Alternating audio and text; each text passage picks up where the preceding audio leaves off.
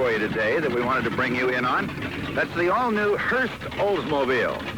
And driving the car right now, we have Jack Watson, who came up today, and we always like to be in on the creation of something new, Jack, and it's nice to have you. Well, Bud, it's nice to be here, and we're nice to have you in on it.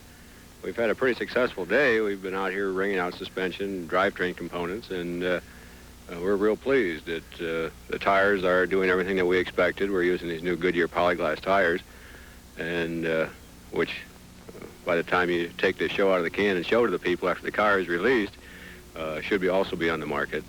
And the car, actually, with the 455 cubic inch engine and the disc brakes, not only accelerates well and handles well, but it brakes real well. We've been running braking tests on the straightaway over here, and which, as you saw, as we were doing loop-to-loops. We've had a good time, I'll tell you. You folks will have a chance to see some of this footage on the performance of this particular car, this Hurst Oldsmobile, in just a minute. But I did want you to talk with Jack, and actually Jack is the creator of this Hurst Olds. In fact, you've created several things prior to this, haven't you, Jack? Well, I'm afraid I'm guilty. It's true. The inception of this car came about every year. I have done a number of vehicles for different individuals in the racing fraternity, and I had done a car for George Hurst. And George, as you know, has always been a real leader in this business and wants something a little different and maybe a little better. And this is the way he's always pursued all their product development. And so the car that I had done for him seemed to create quite a bit of interest, and out of that seemed to evolve to Hurst Olds. I know Jack is familiar to many race fans around the country, and also the creator of the Hemi under glass and that twin-engine Olds Dynamo. That was a wild one too, wasn't it, Jack? Oh, it sure was. We've got a new one on the boards right now. It we'll be releasing this summer.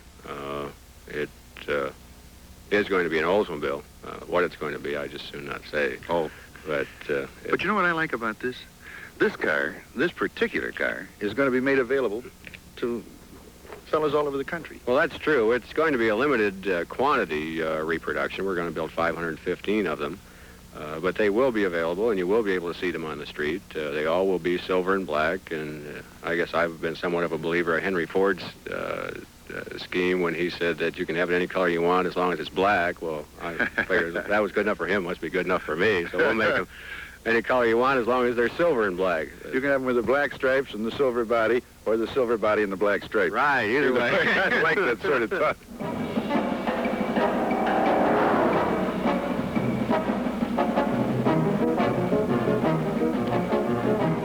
We've had our fair share of supercar ring-outs here on Car and Track, and it just could be that the Hurst Olds is the silkiest bomb ever nestled between four wheels.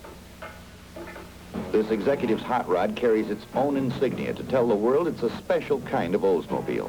The body is probably the only thing that's directly traceable to a 442. After the car is built in Lansing, it's taken across town and rebuilt by Demmer Engineering. This is where the HO package is assembled. This road missile is the brainchild of ex-Hurst man Doc Watson, plus being marketed and warrantied by Oldsmobile.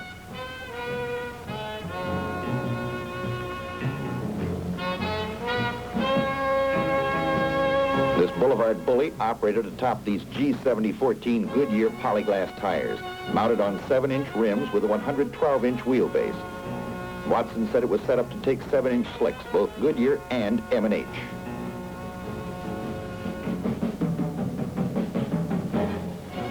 This special Hurst mobile undoubtedly offers the lushest interior of any supercar on the market. The front buckets are roomy and quite soft, and a whale of a lot more comfortable than the ones behind them. Legroom in the rear is not bad. At any rate, it's a supercar that can honestly be termed a family car. Our tester had power assist steering, which takes a little getting used to on a tricky track, but the wheel is positioned perfectly for hard, high-speed cornering. The car is available only with an automatic transmission and this award-winning Hurst dual-gate shifter. All instrumentation was recessed in this walnut panel dash. Gauges were clear and easy to read. With this muscular monster under the hood, you'll never have to take a back seat in your local drive-in. 455 cubic inches, delivering 390 horsepower, a compression ratio of 10.5 to 1, and 500 foot-pounds of torque at 3,600 RPMs, plus a little thing called ram air. We also had a few other little goodies aboard, like high-performance cylinder heads, a high-lift, long-duration cam, and tuned tubular headers. All this plus air conditioning and stereo tape.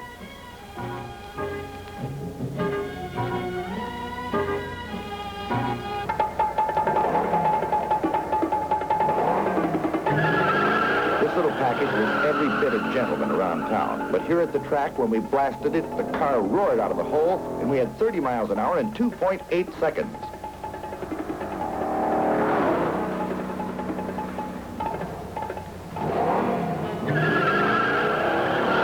Time out, we went for 45 and had it in 3.5 seconds.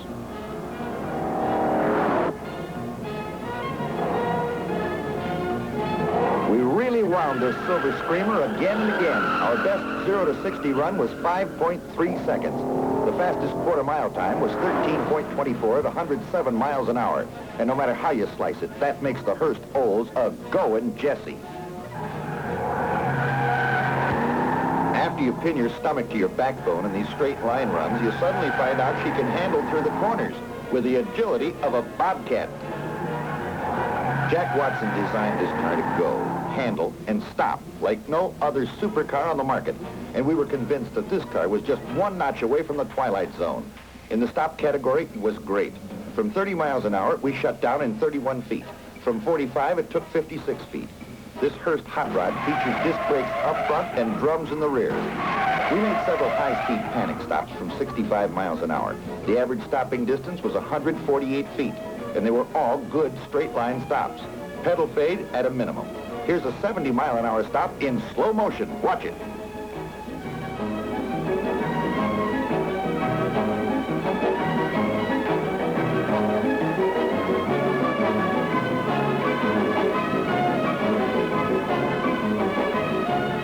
The beautiful part of this executive supercar is not the instant wallop, but the smooth, comfortable riding qualities.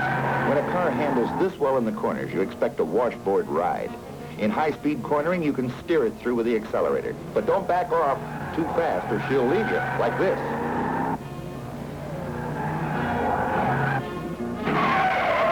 All the suspension emphasis is placed on handling. Stabilizer bars front and rear. Spring rates on the coils are 435 pounds per inch up front, 122 pounds per inch in the rear. Well over 50% of the car's 3,600 pounds is up front. That rear stabilizer bar does a tremendous job. In extreme cornering, when the front end starts to go, a little more power brings it through the pocket in a controlled drift.